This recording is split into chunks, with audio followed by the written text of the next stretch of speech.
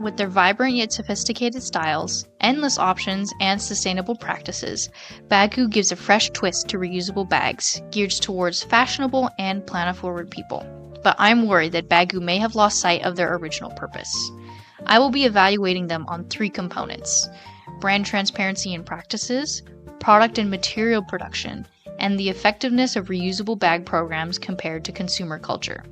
I hope to determine if they're doing their part in constructing sustainable fashion practices, or if their success has driven them to supply the demands of trendy patterns and limited edition releases. BAGGU began in 2007, which skyrocketed to the successful and on-trend brand we know it to be today. What started out as only 8 color options grew into different styles, sizes, materials, all under the promise of sustainable use and production. As they have garnered more attention in media and the fashion world, some people are beginning to question this brand's ability to keep up with their promises. BAGGU appears to have lots of sustainable practices built into their business. This includes reducing waste fabric output by creating carrying pouches, dedicated releases with their dead stock fabric multiple times a year, and even having a recycling program for broken and used products. Packaging is made from recycled cardboard and biodegradable plastic. They also have multiple dedicated sections to their website discussing all of their sustainable strategies and goals.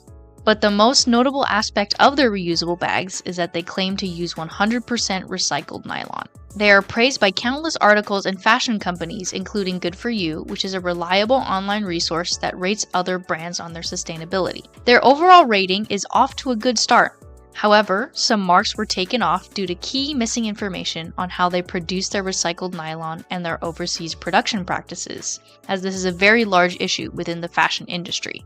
These descriptions are very vague, such as, the facilities are audited yearly by an independent third party to ensure standards, as well as a requirement for suppliers to commit to reducing environmental impact and meet requirements to chemical restrictions. Even if there is a yearly inspection, who is this third-party evaluator? BAGGU's production standards cannot be found on their website.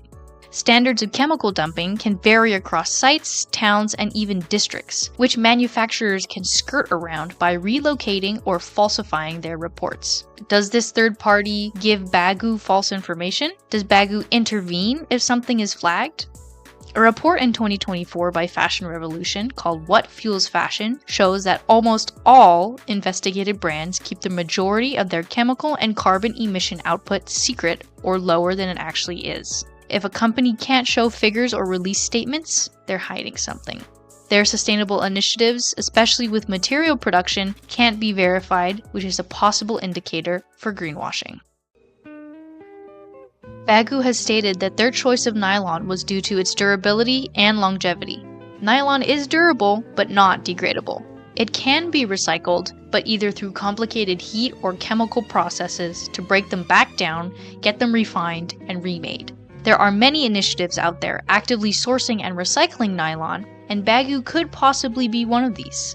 However, the equipment and money needed to properly refine nylon to a reusable state isn't as common as we'd like it to be. Due to this, their heavyweight nylon is made from virgin nylon fibers, mixed into recycled ones to ensure product life and save money on fully recycled nylon. But there is hope that future developments will allow nylon recycling technology to become more energy efficient and less costly than virgin nylon. We are unsure if BAGGU's nylon recycling sites are putting these harsh chemicals to recycle this nylon, meaning that BAGGU may be currently emitting chemical output into drinking water that affects people and the environment. However, BAGGU has also stated that in the future, they will be able to afford 100% recycled nylon, which shows initiative and awareness of their manufacturing processes. BAGGU over the past few years has had a very large amount of drops. In 2022, they had a total of at least 13 drops.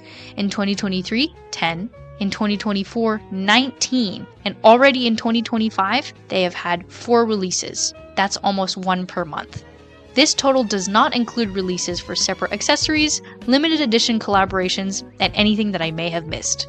There is still competitiveness among buyers, as they sell out their stock in days, if not hours. Are they selling product to the point where recycled material is dwarfed by the sheer amount of product they're adding to the market? BAGGU CEO Emily Sugihara constantly says during interviews that the constant releases are vital to maintaining the business, and that because they straddle the line between fashion and the grocery bag market, the affordable pricing restricts them from slower releases. I will argue that some of their products, especially limited edition releases, are similar in price to other accessory brands. They also allow bulk orders, but I didn't find any restrictions on who can purchase it. This means that they aren't affiliating themselves strictly with sustainable brands and will allow fast fashion brands like Urban Outfitters to carry their products. This to me indicates that they've shifted quite heavily into the realm of fashion and possibly away from sustainability. A study in 2023 analyzed how consumers of a fashion brand were influenced by brand identity, customer experience, and advertised use. An attractive brand aesthetic was one of the factors for success. BAGGU has done a fantastic job advertising themselves as a modern, trendy, and sustainable company. Its main social media strategy is posting their reusable bags in action, notably by very fashionable people, advertising themselves as an everyday usable item that is also a fashion accessory. The study showed that because of positive perceptions, brand loyalty increased, and so did the outlook on reusable bags. Perceived convenience also positively influenced reusing the bags. BAGGU has accomplished by creating portable carry pouches that the bags can fold into. Although it's BAGGU's responsibility to promote sustainable practices and represent those values actively, it doesn't matter if the consumers don't practice sustainable shopping habits. This study showed that despite all of the positive influence the brand had on customers, one of the largest barriers to using reusable bags was their consumption habits. There was a large gap between positive attitude towards the brand and actual causation that occurred, meaning that it was more difficult to change the personal values of the customers and their spending habits. This shows that ultimately, the actions of BAGGU collectors determine if their product is sustainable or not, as they create a constant market demand and create increasing FOMO. I think this is due to the part of the company as they release many limited edition drops and raise excitement by collaborating with franchise characters and collaborate with fashion designers such as Colleen Estrada and Sandy Liang. However, this can also be placed on the countless individuals who own 10 different colors of the same bag and clearly display overconsumptive habits with needlessly large collections. If a sustainable bag is bought and treated like a fast fashion brand, what kind of brand is it really? In conclusion, I'm fairly neutral about this brand because of the varying positives and negatives. They have a solid foundation for sustainable practices meant to grow an audience for reusable bags. Despite some under-the-table practices that they don't disclose, they're hoping to further develop these practices in the future. Their material recycling initiative is great to see, but their product output is concerning and is in opposition to the concept of sustainable purchasing and slow fashion. But despite all the work that they're putting in, it is ultimately up to consumers to reevaluate their spending and consider using the products they already own. What can be done?